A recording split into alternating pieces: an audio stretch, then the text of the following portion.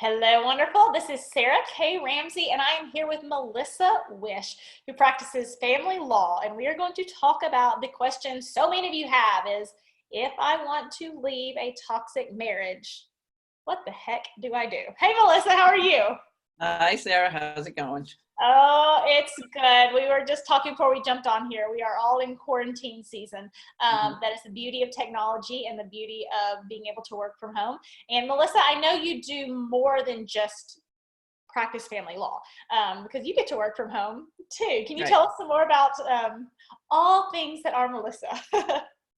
All things Melissa. Okay. Yeah, yeah. Well, didn't know how much you wanted about me personally, but I've had a solo practice for quite a while, and been practicing family law for 31 years now, and it's evolved over the years of what I've been able to offer to people. I've watched it unfold, and so I started out doing basically, representation in people in divorces, straight up, contested divorces, and then it evolved into mediation work probably about 20 years ago now. And so I made an adjunct to the practice called Mediation Matters. And then I saw a further niche for people that were contemplating a divorce, but didn't quite know where to go to get the information they needed. They weren't ready to maybe start the process, but they needed more information to make a better choice. And so myself and my partner, Erica Ford, who's another attorney, started Four Winds Advisors, which we gave it that name because you come in for a consult. There's no strings attached. You get the information you need as far as, we'll give you the numbers, how the process works, all those questions like you were alluding to that people have. And then you can go in any direction you want. We're not promoting divorce. We're not advising you one way or the other. Just then you can make your personal choice, more informed way. So. Well, and I love that because that is even within my life coaching work.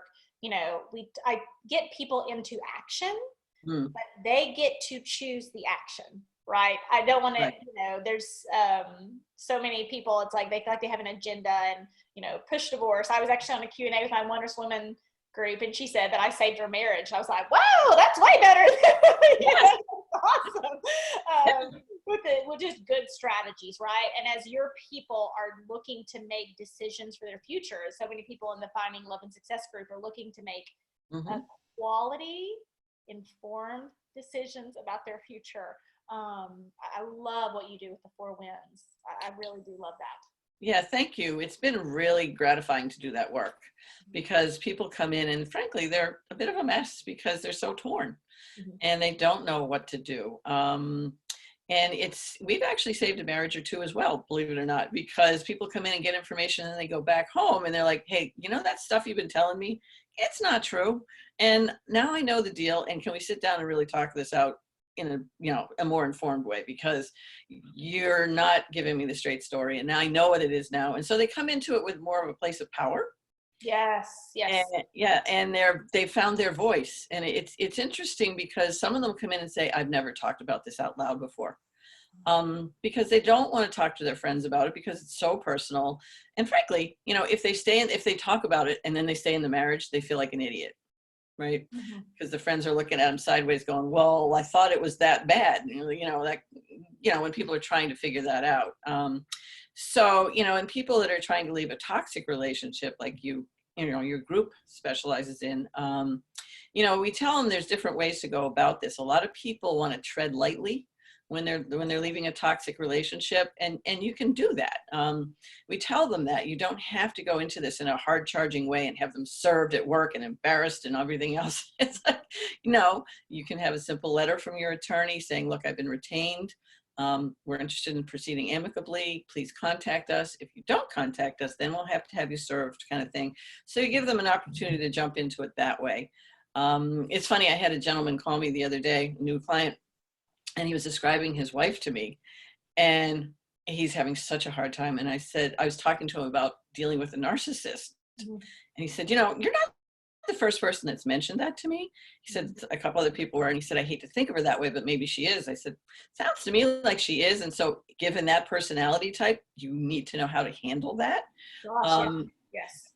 and it's so funny because during the conversation, I said to him, see, and you thought you were calling a lawyer. Actually, I was giving him all sorts of information on narcissists and where to look for information so he can educate himself. So because you're in this marriage now, you want to leave it, you need to educate yourself on this issue. I They're go, not going to proceed amicably, right? I mean, right. that typically is not, unfortunately, not the case.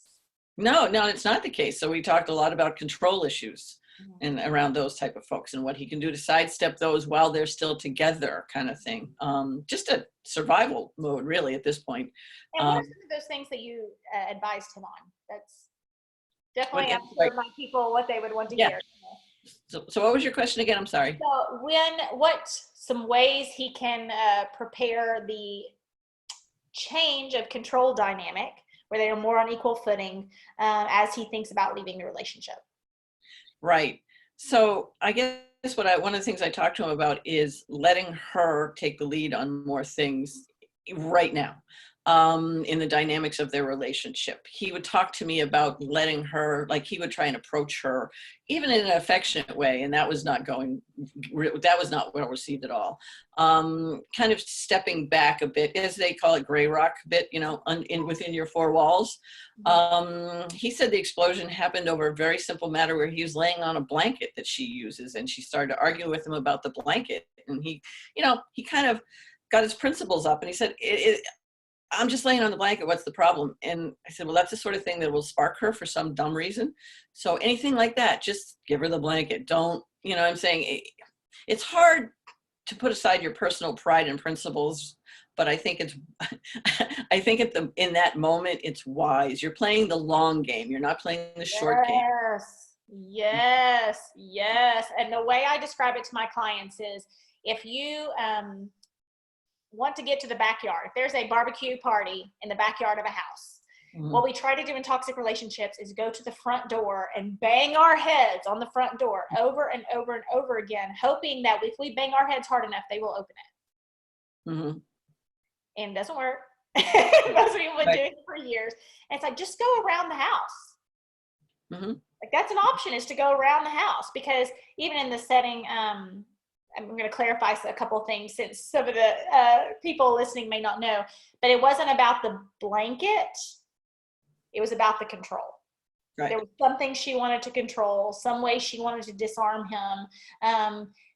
If she was a narcissist, if it was more borderline personality disorder, which is a higher female population, then men are typically more narcissistic, and men and women typically have borderline personality disorders. It doesn't matter. Like if they're blowing up, like I wrote an article, Narcissist or Jerk, and it's like, if the crocodile's biting, don't try to figure out what type of crocodile it is. Right. Right. No, you're absolutely right. Yes. On a more along those lines, on a personal note, not a professional note, I figured out something about myself, even that I was drawn, like, because I was always having to disarm my mom growing up. Because that was my nature. I would look at a bomb and I would try and disarm it instead of running. And it's like, okay, now when you see a bomb, run. Don't try and disarm it, because it's going to blow up in your face anyway. And that's been a big lesson I've taken away recently in my own life. It's like, okay, just don't even try and approach it, disarm it, anything, just leave. Well, go around the So house, right? yes. Exactly. Don't disarm the bomb, go around. If you want to get to the barbecue, don't fight to fight, fight to win. Play that long-term game of just Right. Yeah. No. Yep. Absolutely, the long game. Now, you can only get so far in doing that. You have to come to a point where push is going to come to shove and the divorce gets filed. And a lot of people have a question of, how do I get him out of the house? How do I get her out of the house? That's a big issue now, because used to be, when I first did this, people would leave the house voluntarily because it was horrible in the home, and they'd get an apartment when things were more affordable. Now things are so expensive, people don't leave. And there's this issue out there that is a myth, where people, I've heard this so many times, say, well, I've been told if I leave the property, I'll be seen as abandoning and it'll affect the outcome of my case. And I'm like, no, that is a myth. I tell people, think about it for a minute. Back in the day when I did this, if things were miserable, somebody just left, because who wanted to be there together? And so now you have people stuck together because of economics a lot of the time. Sometimes it's control issues, but a lot of times it's just straight up economics. And I'm sorry. no, Sometimes it's children, right? There's this view of, having two parents in a home is like always better then, and it's really not, having two parents who are amicable is the solution.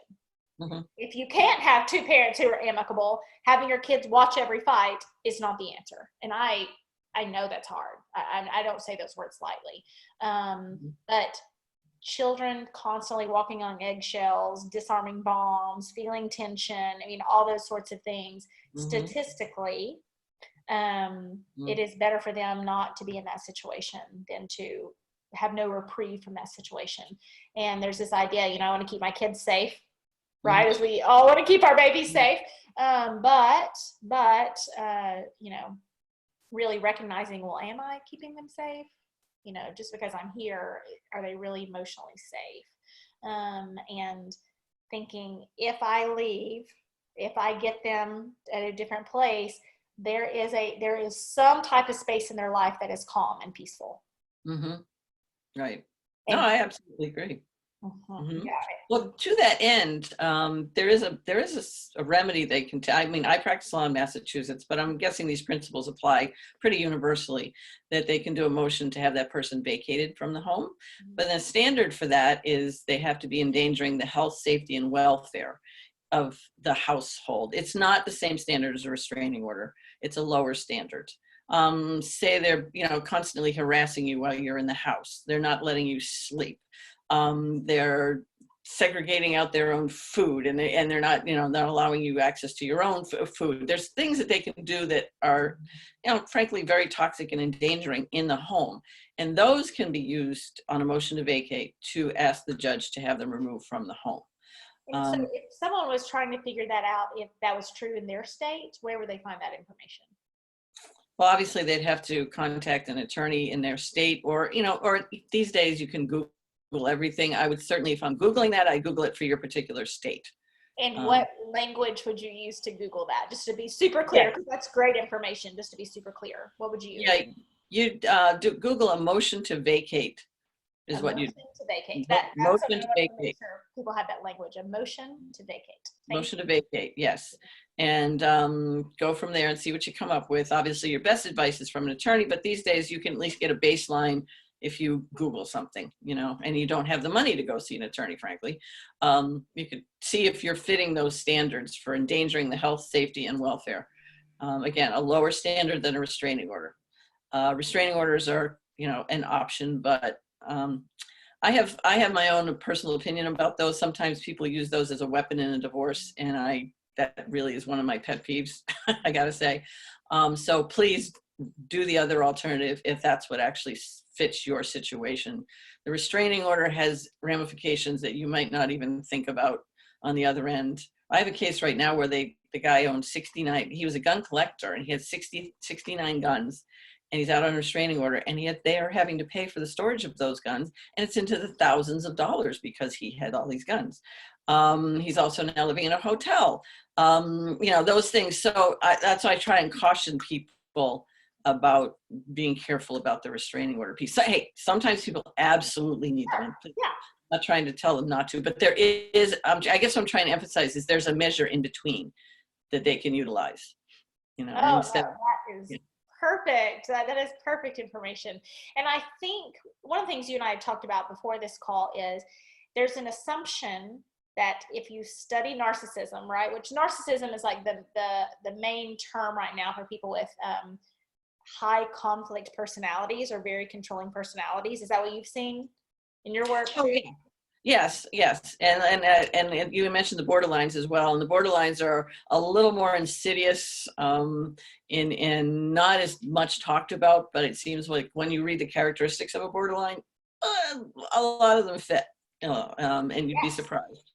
Yes. And again, it doesn't matter which type of crocodile is biting you, they're still biting you. But I think there's this assumption that it's like, oh, I figured out narcissism. I can just take it to my lawyer and take it to the judge, and the judge is going to say, oh, narcissist, what? No, you can have everything. Or that you think that language is useful to you.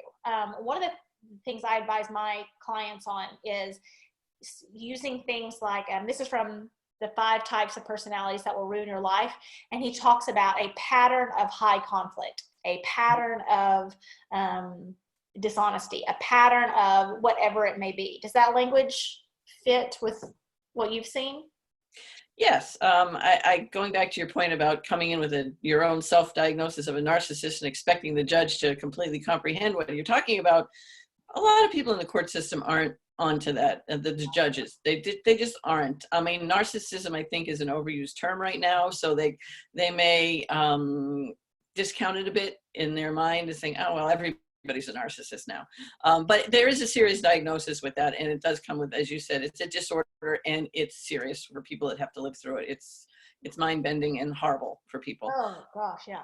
Yeah. So when you go in there, I think what I would say about any diagnosis or any difficult personality type is, yes, it's really good to be able to identify it for your own personal use. And so that once you can name it, you can deal with it and then go from there. But I wouldn't expect the outcome of your divorce to be any different because of that. People have expectations that because somebody was badly behaved in the marriage, that they're going to get more property out of the marriage. And I've been doing this 31 years, and I always tell people, please don't think that, because the judge pretty much goes from 50-50. I gave it an example all the time to my clients to tell them, look, there was a teacher. I had a client, she was a steady earner, kept the home fires burning, not crazy money, but steady woman. And she was married to this guy who was a tree cutter. And he would go off and not earn his keep, basically bring money into the marriage. And turns out he'd been having affairs since the beginning of the marriage. And at the pretrial, the judge said, sorry, ma'am, but the most I could do for you was 60-40 instead of 50-50. And so I use that as a very clear example to people to keep their expectations in line. Just use the idea that you know what the animal is as your motivation for saying, yes, I need a divorce. Yeah. Yeah. It's not going to get you, it's not going to buy you anything per se, but it's going to make it very clear what you need to do. And you can spend a lot of money trying to prove a point. I had a client, brilliant woman. I mean, best schools, best job, her resume would be up there with nearly everyone's. And she's like, but I want to prove that there was this, and I want to prove that there was this. And I said, we do not have children involved in this case. You do not have property involved in this case. Oh, geez. You are fighting him just to prove a point. No one cares. I said, I want you to think about like you being on a date in the future. Are you going to pull out the paperwork and say, look, I was right. He was abusive and I got that judge to prove it. I said, I know why emotionally you want to prove it. You don't get anything by proving it other than you think you'll feel better. Let's find much cheaper ways to feel better. Right. No, that's very, very, very good advice, because it's not going to buy her thing. And along the lines of an easier way to do this is mediation. And that's a great alternative for people, even if they're in a high conflict situation. I've dealt with those situations. The party that's difficult might not come into it thinking this is a great alternative, but once they realize they're being heard as well, then they'll sit down with me. And I think that's the key to it, is they know they're going to get a fair hearing on this whole thing, and that I'm impartial. And so I guess I would tell people, you don't have to be getting along famously to go through mediation.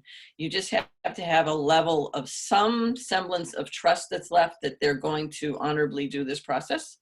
Now, the way I do mediation is obviously we get information on financial statements and confirm it with documentation and, the trust but verify approach, basically, in mediation. And we level the playing field, because a lot of times there is a power imbalance between the two people in a marriage. And so that's part of my job too, to make sure that everybody's on the level playing field and to make sure that what they want to do, the court will accept.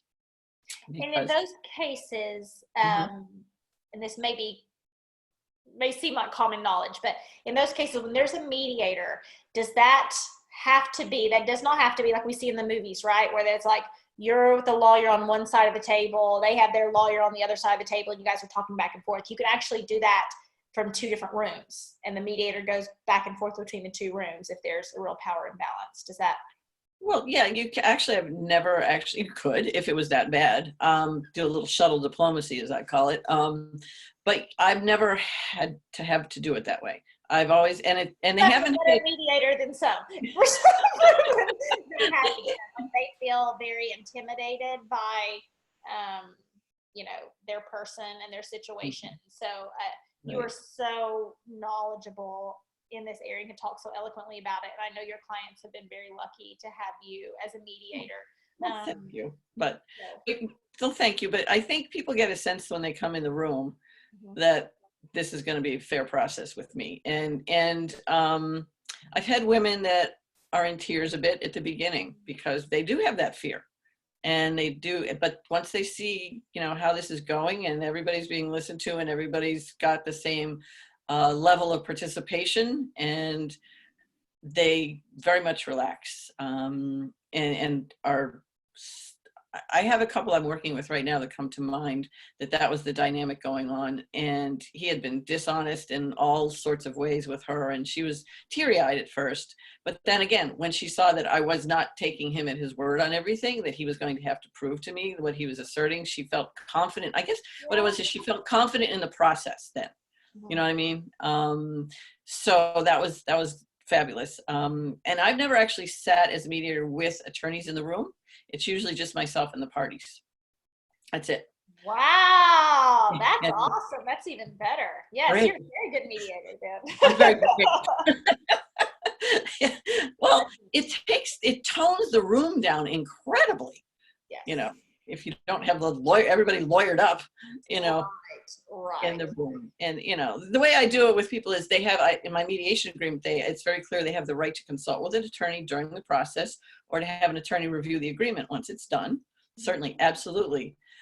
But nobody, and they could be welcome to bring somebody into the room if they wanted to, but nobody has felt the need, which is nice for me, because I'm not happy with that dynamic either. I'd rather just sit with the two people and tone it all down, and it's fun because people, go through mediation.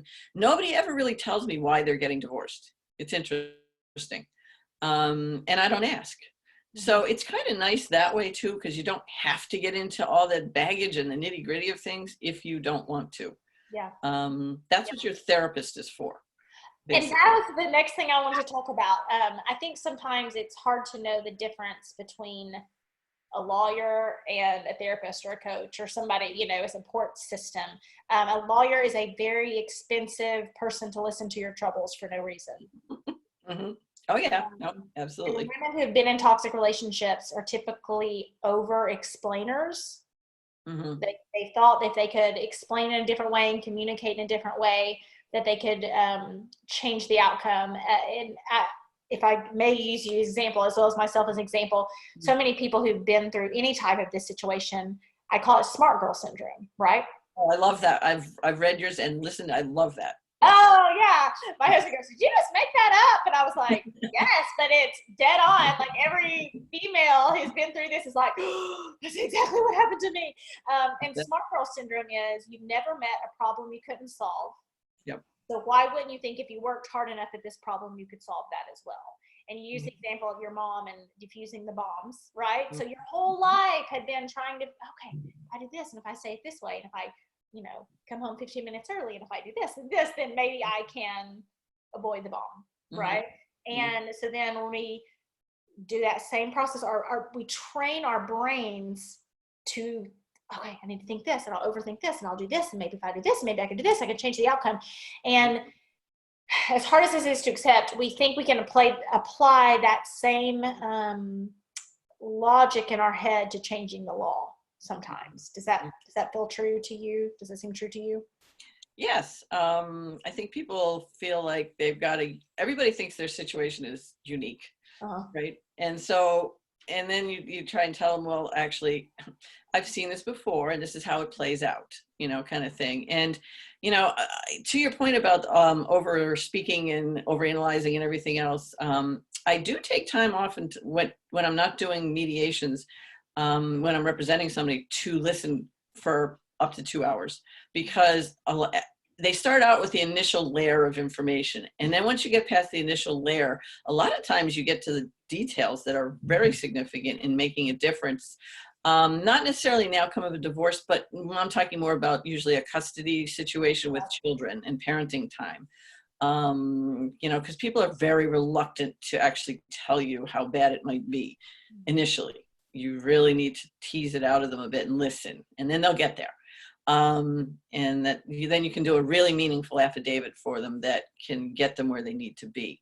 But yes, I do agree that, you know, they feel like you're their therapist sometimes. I always joke, it's like, I never could figure out why people were called attorneys and counselors at law until I started doing this. I'm like, oh, now I'm starting to get the counselor part, you know, kind of thing. And there's a lot of that involved. I mean, you can't certainly just be clinical with people. I don't think that's But to protect the people listening to this video, you know, get your emotional help somewhere else. Right.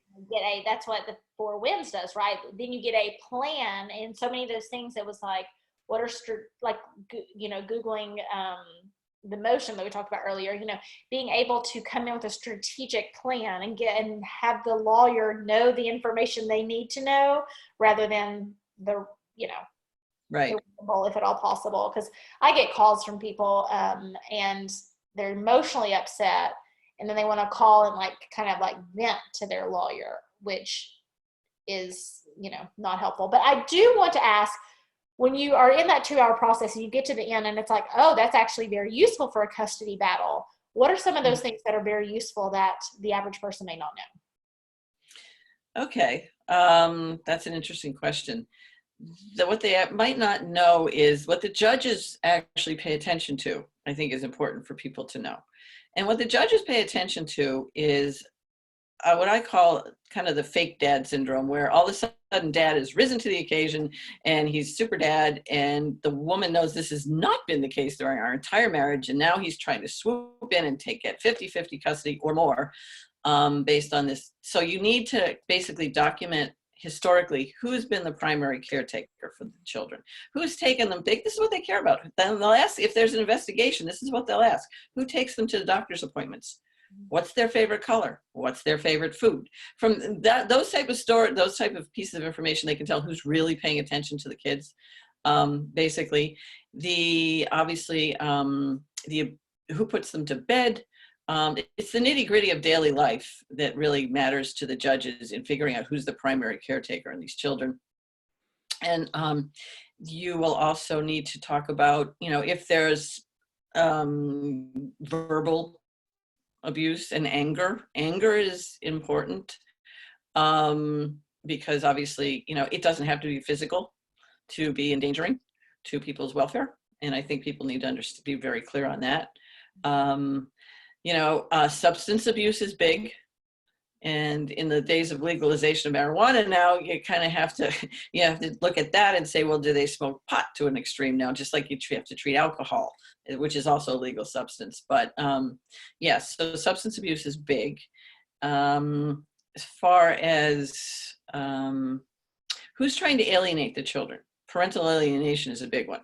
If one of the parents is, again, trying to turn the children against the other parent, actively trying to do that. That's one of my pet peeves. People don't really understand how harmful that is to their children. And people get very selfish in a divorce situation, and they don't seem to really care what they're doing to their children. They just want to get back at the spouse. They want to win.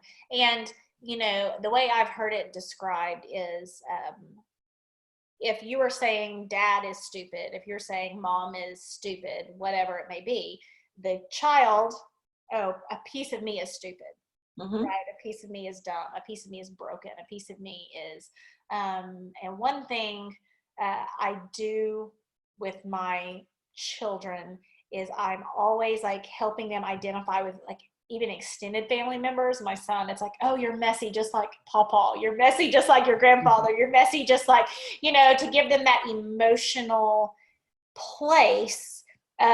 There are lots of places in my family that I fit in that even this isn't, you know, obviously not trying to alienate, but just not even mentioning parents at all, but just that extended family of like, I can identify with my family, not even just my parents. That can be helpful for kids. Right. As well. Right. Absolutely. I want to talk about, so many times you can get great advice from a lawyer, Mhm. So it's like we're here and there's great advice from a lawyer, and then there's like this middle ground of like, well, I feel bad, I know it's verbal abuse, but stand by your man or whatever else it may be, even if you're getting through the divorce, which could have huge consequences in your life. And I don't want to be mean, if you're good, kind, loving, giving, and forgiving, and you're going through this process, you're probably still good, kind, loving, and forgiving, even if you are mad. Right. And nature is not on attack, which there's there's a difference between fair and being on attack. Mm-hmm. Yep. But the women I've seen who are going through this, it feels when you've been in a toxic relationship, everything is walking on eggshells, right? So Yeah. getting mad about the blanket, right? Mm-hmm. So it's really hard to figure out what's actually mean or bad and what's just like, we're just following the law here. Mm-hmm. That's a really good point to make. Absolutely. Because I run into that all the time. I bet you do. Yeah. With women it's been primarily women who are looking to give more than they need to smooth things over in the process. And it will not work. It will not work. It will not work. It will not work. No. Let's learn from the relationship. You cannot give so much that you're going to get credit. Right. And then they're going to say, oh, well, look at you. I mean, oh, that was so great. You did all that. There was a private client recently in a situation where she had been the caregiver for a disabled mother, and then the mother finally died, and now there's an inheritance issue, and they're talking about, she goes, well, it was inherited, so it's his, it's his stuff. I don't get any of that. And I was like, okay, maybe not. But let's bring it up to your lawyer just in case, and let's mention the fact that you were the nurse for years and years and years and years, because that changes. I feel like that's like within the 2-hour process at the very end. It's like, oh, by the way, I was also the nurse. And it's like, oh, right? I mean, that kind of changes the dynamic. Yeah. When you wasn't in a nursing home, you were the one actually wiping her butt. Right. Yeah, no. Now this divorce problem, it's worth mentioning. And people don't think about that, right? It's like, well, it was the right thing to do. It was my mother-in-law. It's my husband. It was the right thing to do at the time. And then it's like, okay, no one's going to give you credit for that if they don't know about it, and we don't give ourselves credit for that. We don't give ourselves credit for, well, it's my job to put the kids to bed. I love my kids. Right. So of course I'm going to know their teachers' names. Of course I'm going to be the one who, and to you, if you're good, kind, loving, giving, and forgiving, that's normal. It's the way people are supposed to behave. Mm-hmm. Right. You don't give yourself any credit. You just keep thinking if you try harder, maybe the universe is going to give you credit or something. So speak up about those things.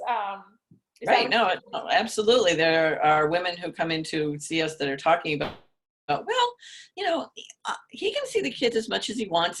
And our favorite is, we're going to continue to do the holidays together. And, and I'm like, we always say, look, things are good right now. Okay, great. You're going through the process. This is mediation or Four Winds people, basically.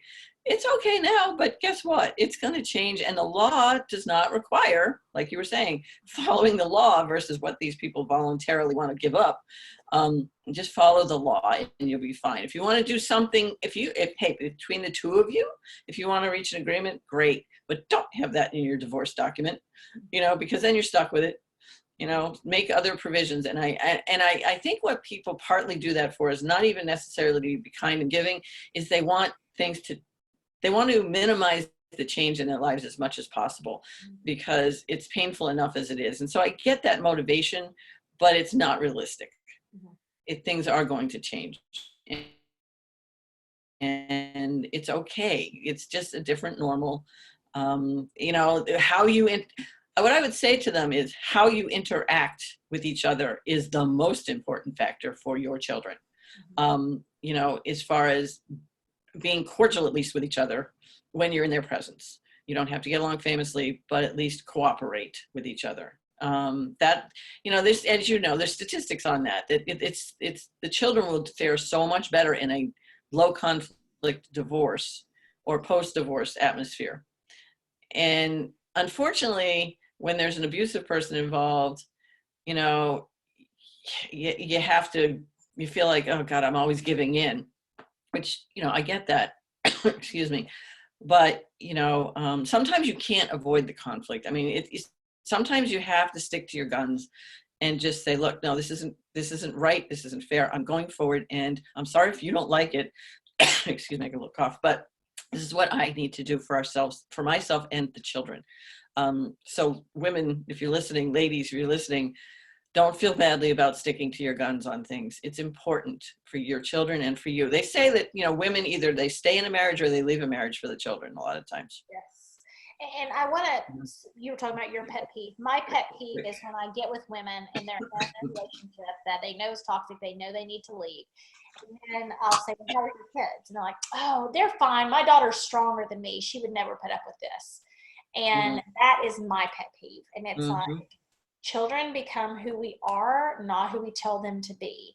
And so you have two scenarios. One, maybe your daughter is stronger than you, and she as an adult is going to power over you, and you are going to continue that relationship of just giving and giving and giving and hoping, for her love, which is a really unhealthy power dynamic with a 19 or 20-year-old, let me assure you, because most of my clients in their 50s, and that's the stage of parenting they're in, and they're like, and not to make you feel worse or guilty or anything, I'm trying to protect, the people listening to this. And it's like, oh, well, I have boundaries with my adult children now. And it's like, yes, that's exactly what happened. Or, you're teaching your, kids, girl or boy, that this is a normal dynamic, that this is what marriage is, that this is what being a woman is, that this is what a relationship looks like. And there's such a fear of divorce, and we don't think about on the other end, like what it would be like to provide our children with a relationship, or to be able to model that for them, to be able to model being loved well, to be able to model standing up for yourself.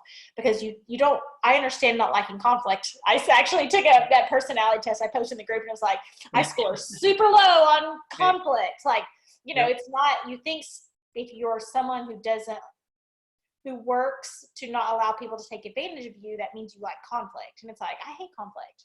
I don't want conflict.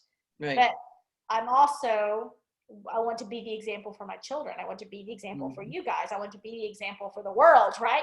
And that is what our daughters need. That is what our children need, is for you. It doesn't mean you're looking for fights, but you also have to show your children how to stand up. If there's an abusive situation or a high conflict situation or a controlling parent, gosh, do the work of figuring it out, so your children don't have to do the work of figuring it out. Because it's interesting, we have, if we have a controlling parent or a bomb we're trying to defuse, and then we are in a situation where it's like, they were in a marriage like that, and it's like, oh, I don't want to have my kids in two homes. It's cool. Like, well, nobody wants to have their kids in two homes, but you want to let the cycle break there with you. Right. No, absolutely right. Yep. No, yep. And I think people feel like ending a marriage is selfish sometimes. It's like, no. And it doesn't need to be an in-your-face declaration. It's more of, I need to take care of myself, and I need to take care of our children. And you can leave it at that level. You don't have to get vicious about anything. That's enough. You're enough. And if you're enough, that's enough. And that's reason right there alone to do what you need to do. And, it's funny, after people are out of a marriage, they expect their former spouse to behave differently for some reason. I think they figure because it was a conflict between the two of us, I was part of the sparking of the problem. And then they get out of the marriage and like, what, they're still a pain in the butt to deal with. They're still just as difficult. It's like, yes. And then just remind yourself, this is why I got divorced. It's basic to what I do is people are not communicating well. If they were communicating well, they wouldn't be getting divorced, most likely.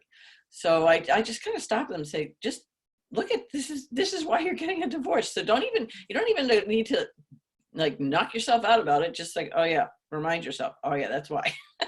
And as you create a parenting plan, right, recognize that you want it to be reasonable, but you also want it to be detailed enough to try to avoid some of those fights, right? You know, if it's all very ambiguous and it's like, well, whenever the mom will call dad, arrange the pickup time or whatever, you know, that's going to be more communication.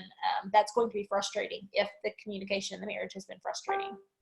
Oh yeah, I have a case, Lord, it's been going on forever, where she's extremely difficult to deal with. She's very scattered, very vicious. She's just tough. And my client's a nice guy. And we made it extremely detailed, but we still got down to arguing about when school vacation starts. Does it start on the Friday when they get out of school, or does it start on Saturday morning? It's like, really, people, come on. But that's, some people are like a dog with a bone. They just won't let it go. And she's one of them, unfortunately, you know. And I feel badly for him. We have a parent coordinator involved now. That's an interesting concept people can utilize as well. Yeah, why don't you talk more about that? Yeah, the parent coordinator is I don't know how widespread that concept is. We do have it in Massachusetts, I know. They are folks that specialize in, you know, a lot of times they're therapists, psychologists, those type folks who will deal with people on parenting issues alone, to try and diffuse some of the conflicts that they have. So they're not constantly beating each other up in court over this. Mm-hmm. They have a private outlet to go to instead. Now it's not inexpensive. It's still pretty expensive as an alternative, but it's a much more, how do I want to put it? Much more results oriented, much like you're meeting with them weekly or monthly, or they put a plan together for you for weekly communication. Like every Sunday, you're going to email each other. And this is what you're going to talk about. You can use Our Family Wizard, which is a shared calendar to schedule things. They give them all sorts of practical tips, basically, that a judge is certainly not going to take the time to do. And people expect the judge to do that, right? I mean, that seems to be the expectations. You go in, it's like, oh, I can go in, I can have, oh, I printed off this Google article, this is why they're a narcissist, here's the paperwork, then it's all going to work out, and the judge is going to set all this. I mean, have you run into that? That's often my clients' expectations. Oh yeah, I mean, I try and remind people all the time, this is a court of law, not a court of morality. Yeah. Yes. Well, and I've heard a lawyer say you're expecting it to be fair. It's not fair. It's the law, which is I know. Frustrating. I mean, it's super frustrating, and you know, especially is. if you're in a position where you feel like, who's there to help me? I know. You know, this isn't fair. I've been through so much. Like, who is there to help me? And you know, God hasn't helped me. The universe hasn't helped me. My mother hasn't helped me. You know, whatever. And it's like, oh my gosh, who will help me? And that's where I say, don't spend your money on beating your head on the door of the house. You know, build yourself up, invest yourself up in a way that you learn to be your own superhero.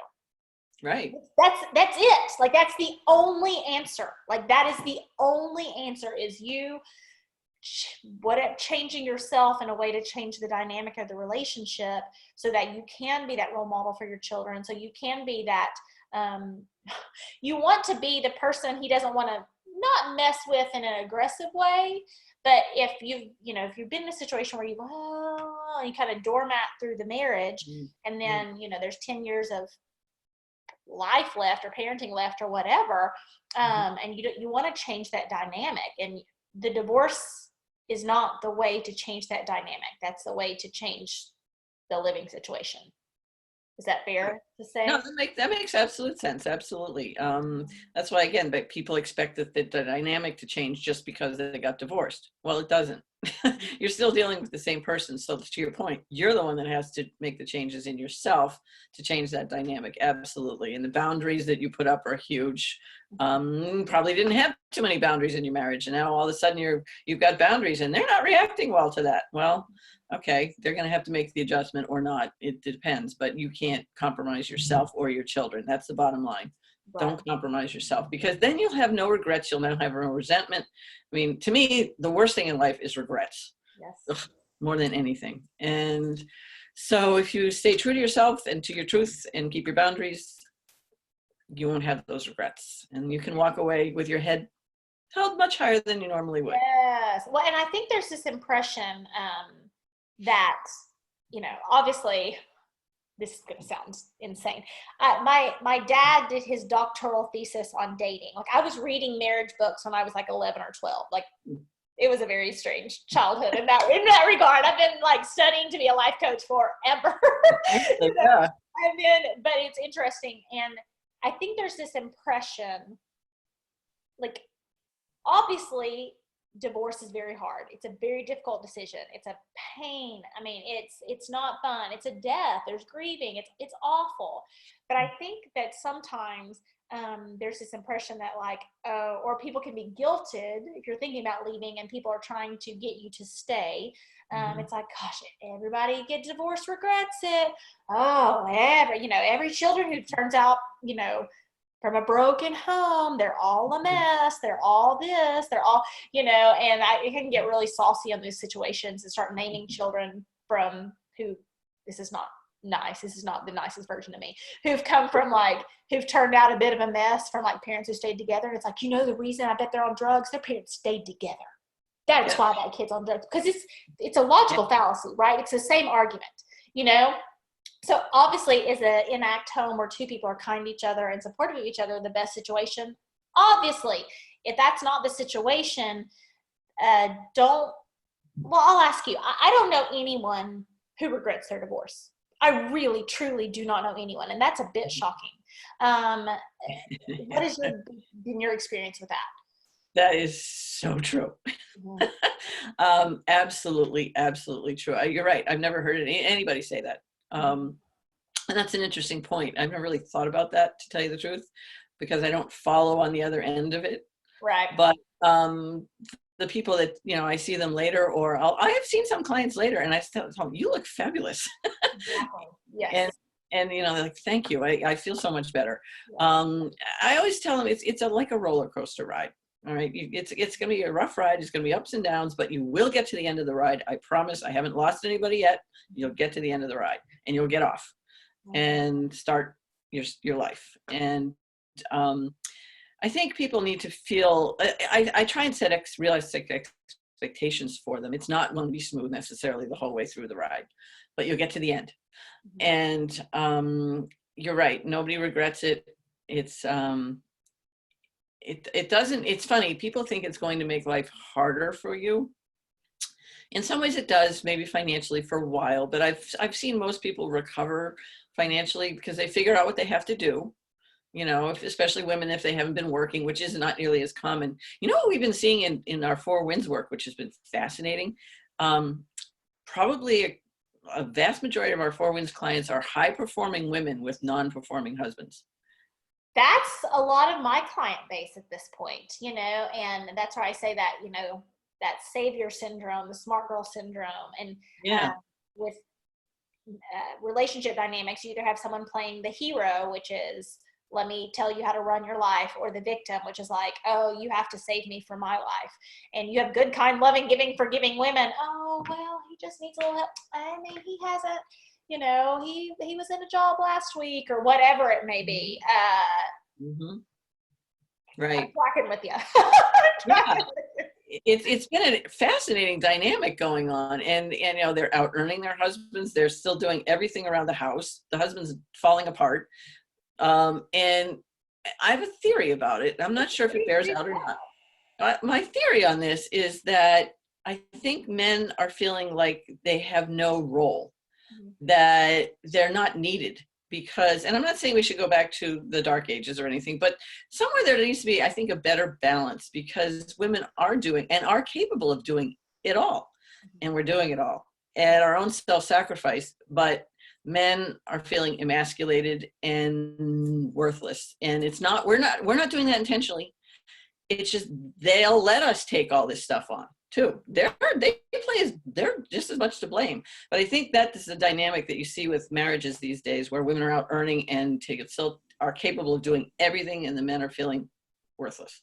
Well, and I think with the women, it's trying to earn credit. I mean, again, it goes back to, if I give, eventually you'll give me like a gold star. Right. And there's no gold stars in life. We don't get a report card anymore. Right. You create your own report card. Is this the life, I talk about designing a life you're excited about living. Is this the life I would design? Or am I trying to, I have a dear friend who just worked so hard thinking eventually her husband's going to swoop in and say, you deserve a night off. And it's like, ask for a night off. Right. Stand up for yourself, you know, Right. say, this is what I need. This is what my expectations are. Women, um, I think in many ways need to have higher expectations and lower, lower thing, you know, fewer things on their schedule. Right. So, Because we've all seen this dynamic with a woman who is a complete witch and gets treated like gold. I know. Right. Yes, that's what I Right. tell my clients all the Like, time. I'm like, yes. how are they getting away with this? Yes, Right. yes, It's like, yes. how does that work? But to your point, to a milder version of that, it's like, yes, like make your needs known, and don't feel like you're imposing because you're asking for something. I think we women do a lot of that. It's like, I don't want to impose on anybody. I'll just do it myself. And frankly, there's a dynamic of if we let them do it, they don't do it to our satisfaction. But And you said, I don't blame women for that. And I was like, I do blame women for that piece, you know, where it's like, well, they don't do it the right way. And it's like, right, no, girl, you got to get rid of the right way. Because that is emasculating to me. yes, You know, yeah, and that is unkind. Well, gosh, can't you wipe the table right or do the house right? Or that, no. You can, you can have right, high expectations and be kind. And, you know, we're each individual circles. That lady that said, I saved your marriage. That's one of the conversations we had. It's like, this is your circle. This is his circle. You know, you have different areas of strength, play to your strengths, that type of thing can happen in a healthy relationship and in a healthy marriage. And you can both be kind and both be good at things. It's not a competition. right. No, exactly. And I think, women are used to doing it all. Mm-hmm. And now it's kind of almost be careful what you wish for, because now we're almost expected to do it all. I agree. And that work I'm doing in Dallas with the Power of Self, that's exactly what it's about. It's all female executives for the most part, and they are doing high caliber women, and they are doing it all. And that's the conversation. Because they're crashing too. 60% of women are on antidepressants of some type or anti-anxiety meds. And, you know, it's like, and when you really start to ask them at their life, it's not, they're not particularly happy. They're doing it all, but they're doing it for the gold stars that never come. That's an interesting way to look at it, that reward that they're looking for, when it should be inside. Yeah. No. Yeah, I don't know where that dynamic started, but it's been generational. With women it's partly nature, nurture. I mean, we could get into that whole conversation, but the problem that we're seeing now, and you're seeing in your work and I'm seeing in my work, is this dynamic of the overperforming woman and the non-performing man. And it's leading to divorce, because the women have had it. Like, I can't keep doing this, and I have it leads to a total loss of respect for their husbands. And so they come in and see us. They're like, okay, what do I do? And it's interesting too, because these women usually have a large portfolio of money, but no matter how much money they have, they're still nervous about the future. And I don't know if it's a fear of the unknown, or they think they're going to have all of a sudden. I don't know how that all ties in. That's for their therapist to figure out, I guess. But we can only advise them on the law. And of course, now what's coming up is alimony. Women are having to pay alimony, which is a real kick in the teeth, because they're doing everything else also. All the child care. It's like, well, how come I have to pay him money? Well, because you make more than he does. I mean, that's the simple equation. I don't know what to tell you. It's not fair. It's the law. It's not fair. It's the law. Exactly. I also don't want that to be, because that, I know that can feel like, just this like huge weight of like, then it's not worth doing anything. Right. So I do want to go back to that point of, well, yet no one regrets it. I hear a lot of people saying, I regret staying as long. And I'm not a divorce advocate. Gosh, I'm not a divorce advocate. I'm just, this is what I've seen. This is, I think, what you've seen. I hear a lot of people saying, I wish I had left earlier. I wasted all those years. I've just never heard anyone say they regret the divorce. So, Melissa, thank you so much. Like, where can people find out more information about you, find out more information about Four Winds? Because I'm assuming that's not, with the Four Winds, that's not just a niche to your state. Can women from all over the country get access Well, to? yeah, they can contact us about that. I mean, we can only give advice on Massachusetts law, but there's some basic tenets that we could certainly share with them in information. So yes, you can find us at fourwindsadvisors.com. And that's our website. And there's a lot of things that bounce off that. The mediation piece work is in there too. You can find me also at amediationmatter.com. I have a website there too, but probably the best bet is to go to the fourwindsadvisors.com. And my name is spelled, just so you know, it's a little unusual. It's Melissa Wish, W-H-I-S-H. So if you're trying to Google me, you would find nothing under W-I-S-H. So I always have to make that point with folks, W-H-I-S-H.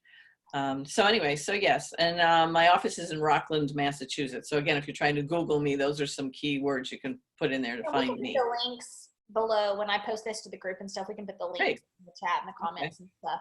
And I agree. Like people, I've had to, I Googled Sarah Ramsey. I was like, no, Sarah K. Ramsey. There you go. Search result. So I get that. Melissa, thank you so much for chatting today. We've just gotten along swimmingly every time. Thank you. Yes, I know. Thank you so much for your work. It's very important work you're doing in supporting women that are going through something like this. It's huge. Well, thank you. Right back at you. I think the same thing about you. So that's awesome. Right. Tell everybody bye. Right. Thank you. Care. Good to see you. Bye-bye.